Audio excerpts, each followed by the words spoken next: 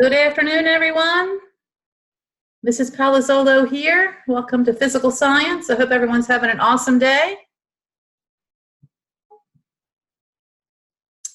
And I was just saying that if you have not completed your element discussion yet, be sure to put it on your to-do list.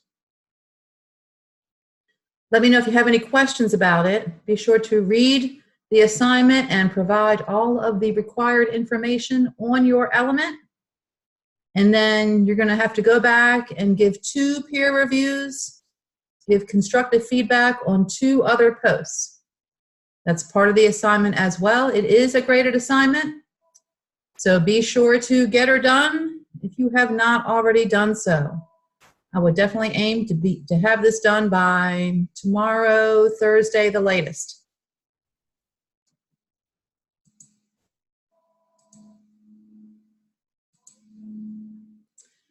So, again, welcome to Physical Science. And without telling us exactly what your food is, how would you describe it? What is your favorite food? Or the description of your favorite food? How would you describe your favorite food? Is it salty or sweet? Is it hot or cold? Is it crunchy or soft? How would you describe your favorite food? Is it mushy or hard?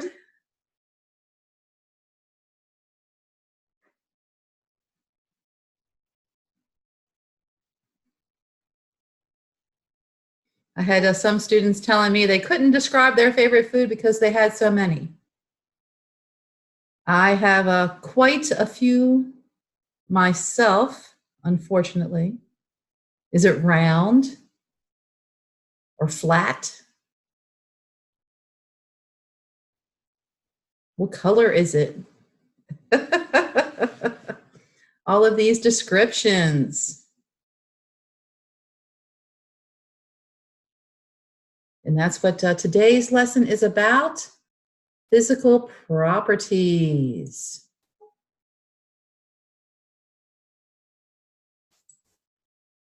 We have a great acronym here for you for student expectations, PARC.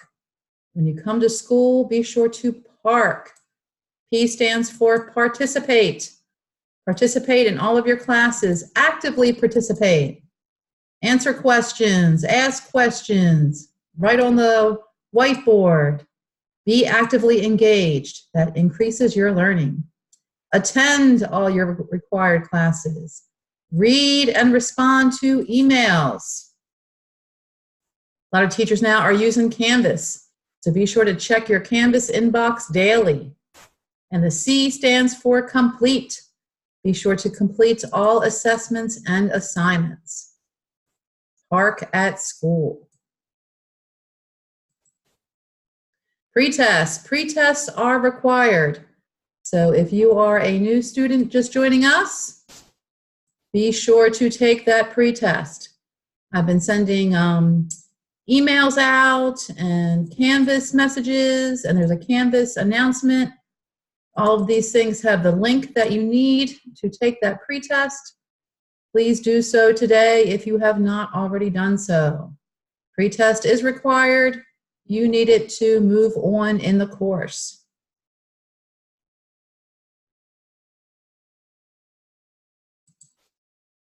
Okay, using your emojis, which are located down here in the bottom left-hand corner.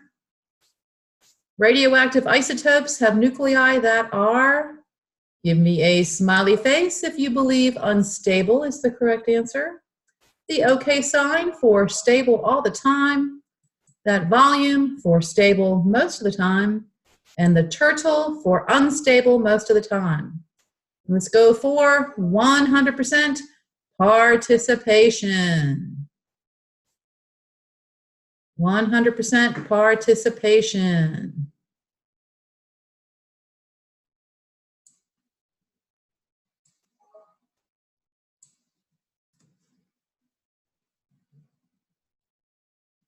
Radioactive isotopes have nuclei that are what?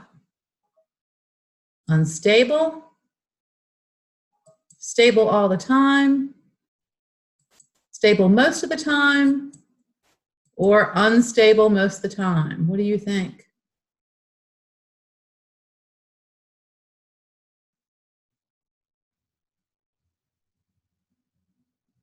Let's get those responses in. Need one from Althea. Siobhan, get those responses in. Should be seeing lots of smiley faces. Radioactive isotopes have nuclei that are unstable. If that is not in your notes from yesterday, please be sure to add it.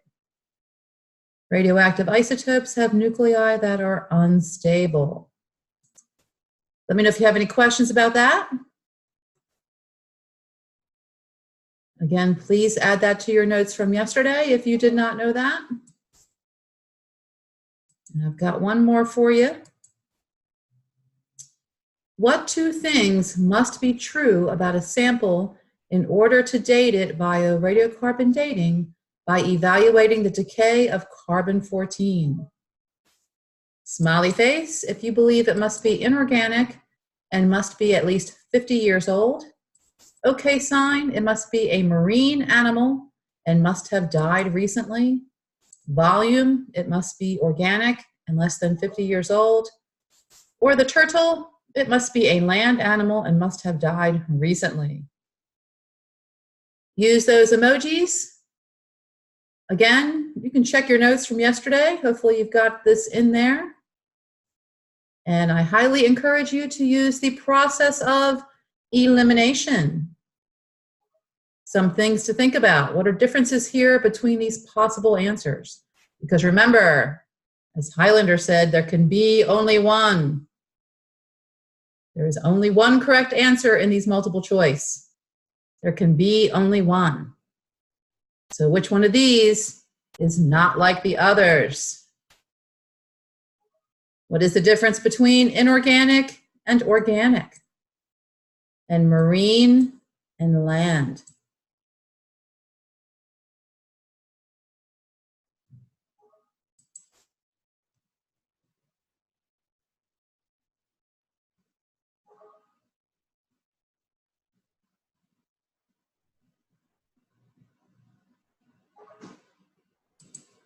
Okay, so who can tell me what is the difference between inorganic and organic? Feel free to grab the mic or tell us in the chat box.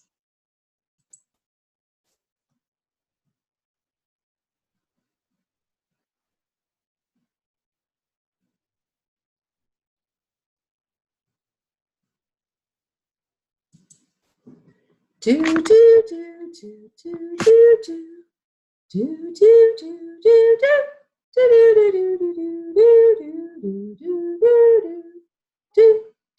do do do. Good, very good. Thank you, Aaron.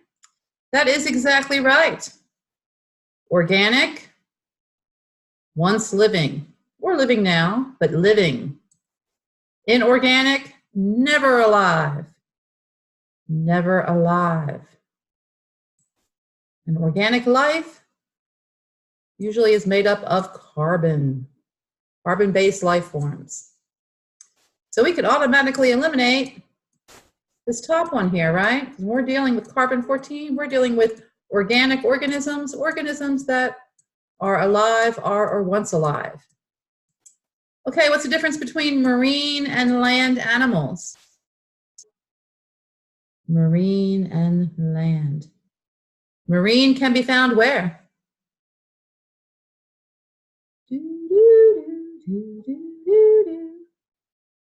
The water, yes, specifically the ocean, salt water.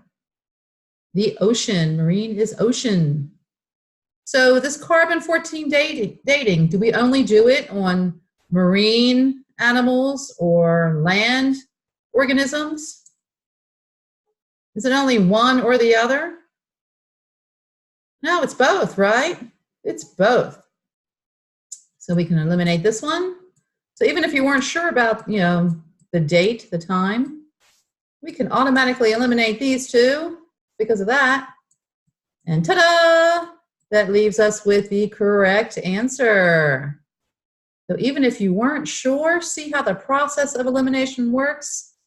And now we have the correct answer. It must be organic and less than 50 years old. Awesome job if you got that one right. See how that process of elimination works? And if you're still a little bit confused about this carbon-14 dating, take a moment to read through this flow chart about this poor turkey here and how the poor turkey bone gets from here to here. I'll give you a few moments to read through that. Let me know if you have any questions. And by the way, what is a bone awl?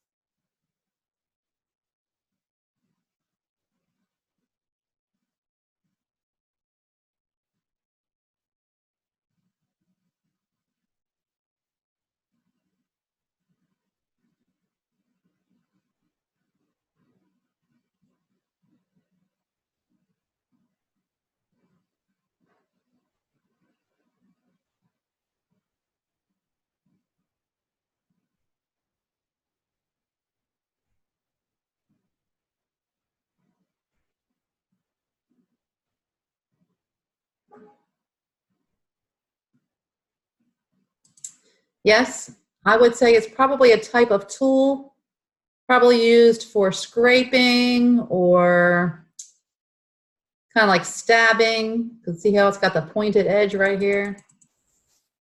So definitely some type of primitive tool to scrape or to pick.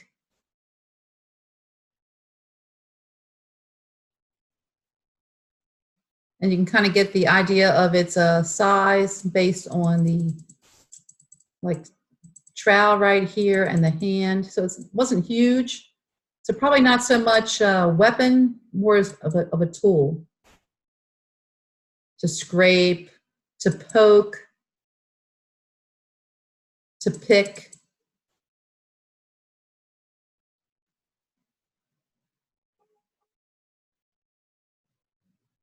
That's okay. I was just saying probably not so much a weapon, but more of a tool based on its size.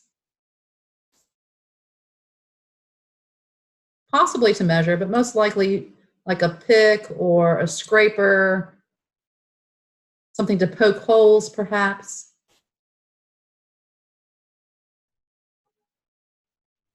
Yeah. Any other questions about carbon-14 dating? Hopefully this flow chart here kind of helped clarify things for you. And we'll do some more work with carbon dating tomorrow. We'll do some practice questions. Can't wait, it'll be fun.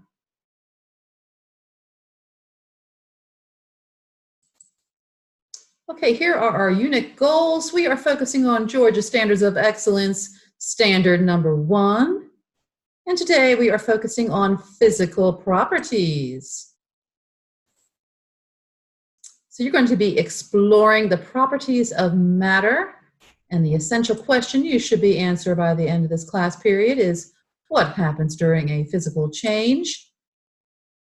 You should be able to recognize the physical properties of matter and explain how matter is conserved during a physical change. Now, you might already be familiar with this law. Who can tell me what law deals with this? Matter is conserved during a physical change. That would be the law of what?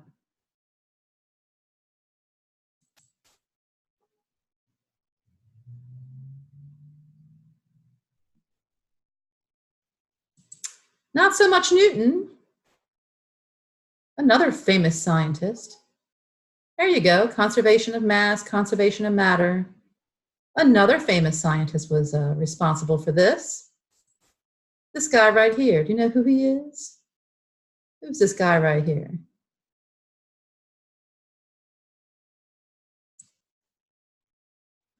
Yeah, that's a Dr. Einstein. So matter, everything matters. Anything that has mass, which is the amount of material that makes up a substance, as well as volume, which is the space it takes up, is matter. By the way, if I were to put a division line right here, what other property does that give us? Mass divided by volume. What other property is that? Mass divided by volume. Exactly, that is density. Density is mass divided by volume. Excellent. Okay, let me switch gears here. We're going to move this to the whiteboard. And I'm going to enlarge that and enlarge this. I'm going to make sure everybody has whiteboard tools. Okay. Can you circle all the images that are matter?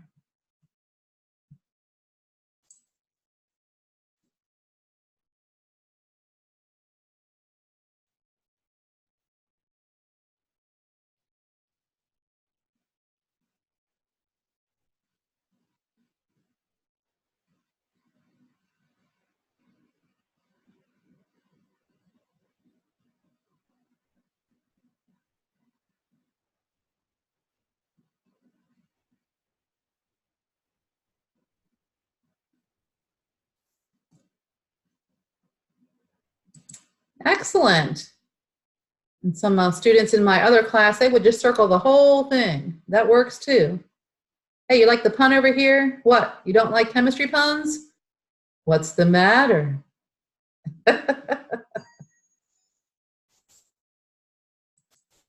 So we're going to minimize that, maximize this. And I'm going to give you some time to dive into that physical property lesson.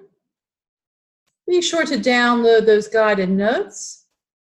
Download them, utilize them, make sure you can answer all the questions in them. And as you're going through the lesson, be sure to take good notes. If you have questions while you're working on the lesson, be sure to put them on the whiteboard. And in the last 10 minutes of class, we will recap, answer those questions, and assess.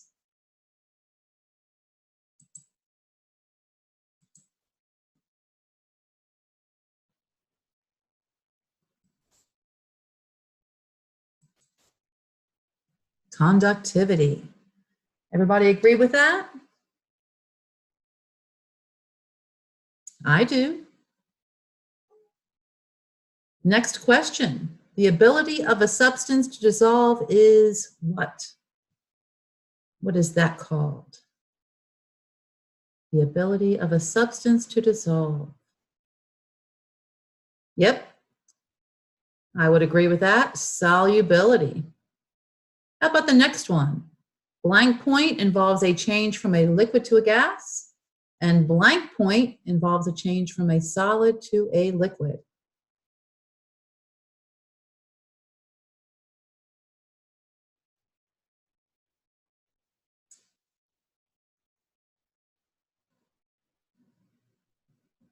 And the first one there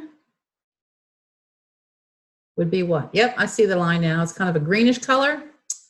Boiling point involves a change from a liquid to a gas, and melting point involves a change from a solid to a liquid. Yes, Cameron. In fact, I can show you how you can get this and download it yourself. By the way, I think most of these questions are in your guided notes.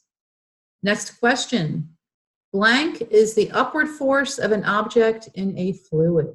What is that? Buoyancy. Good. And the last one there, we talked about that. Blank equals blank divided by blank. What's left?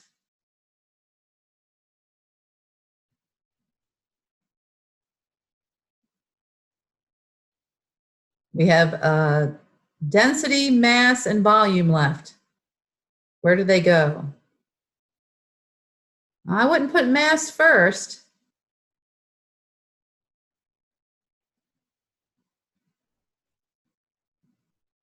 I would put density first.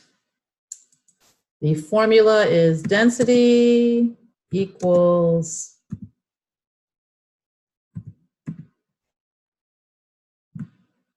mass divided by volume.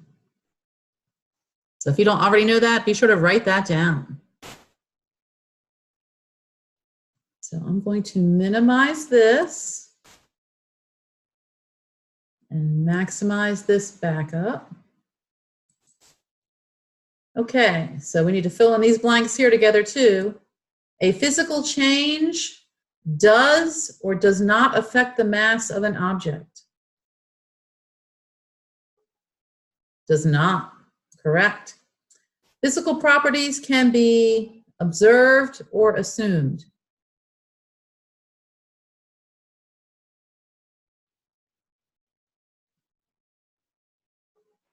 Observed. And blank, do or do not change the identity of a substance.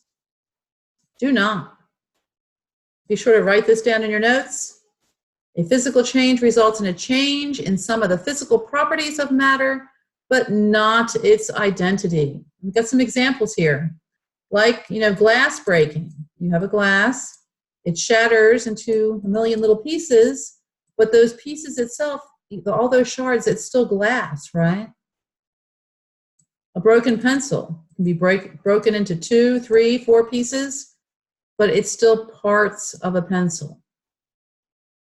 Water, ice cube can melt and become liquid form, but it's still water. In fact, you can refreeze the liquid and it becomes a solid again, right? Many of these physical changes can be reversed. You can glue that pencil back together. Good luck with the glass, though. Or these cans, you can try to get all those wrinkles out, right? Many times the physical changes can be reversed. That is correct. And we just did this together. So remember, when a physical change occurs, the mass of the substance is conserved, which means the total mass remains the same. So if you were to weigh this glass right here, get the mass, and then it shatters into a million pieces, you put all those million pieces on the scale, it should be the same as the original glass, right? An empty can, before you crush it, should weigh the same as the crushed can.